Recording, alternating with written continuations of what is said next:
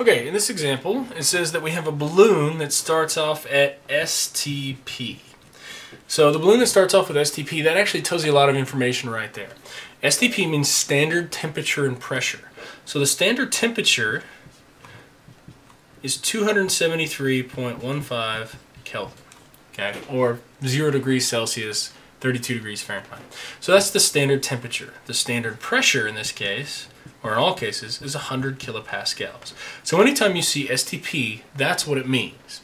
So with those two pieces of information, and the fact that it gives you the volume to begin with as 0.2 meters cubed, it says, okay, now we're going to change the circumstances. Not only are we going to change temperature or pressure or volume, we're actually going to change all three. So when you change all three, what you have is what's called the combined gas law. It just takes all the things that we've really looked at individually and combines them into one gas law. P1V1 over T1 equals P2V2 over T2. So what we have here to begin with is our original definition. So those are our ones. Now let's look at what we're given afterwards. We're saying, what volume will it occupy at 1.2 atmospheres? So when I say P2 is 1.2 atmospheres, that lets me know that I'm going to have to convert that to match the pressure value that I'm given. Additionally, it says the temperature is now 35 degrees Celsius. So now I can figure out what the volume is. I have to convert these two values first though. 35 degrees is really easy to convert, so you say 35 plus 273.15. I'm going to say 308, and I'm going to go ahead and leave the 0.15 there in this case to kind of match that 0.15. And then we have atmospheres. Atmospheres is a little bit more complicated. You have to say 1.2 atmospheres, and then you say, okay, 1 atmosphere is 101.35 kilopascals. So when we say that, we say 1.2 times 101.35, and we get 121.62. Which I'm going to go ahead and I'm going to use this. I'm going to round to significant digits. I'm going to say it's 120 kilopascals.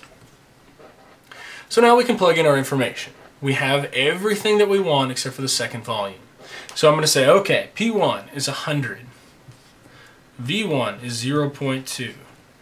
T1 is, let's see, where's T1? 273.15. Equals, on the other side, I have P2, which you said is 120 kilopascals. Okay, volume 2 is what we're trying to solve for. And then on the other side we have 308.15. 308.15. So now what we do is we go ahead and cross multiply just like we normally would. That and that. Okay, so we have 100 times 0.2 times 308.15 equals 120 times V2 times 273.15. So now we can go ahead and multiply all these things out. We can say 100 times 0.2 times 308.15, and we get 6163 equals, on the other side we have 120 times 273.15.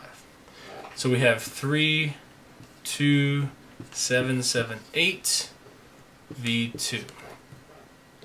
We're going to go ahead and divide both sides by 32778.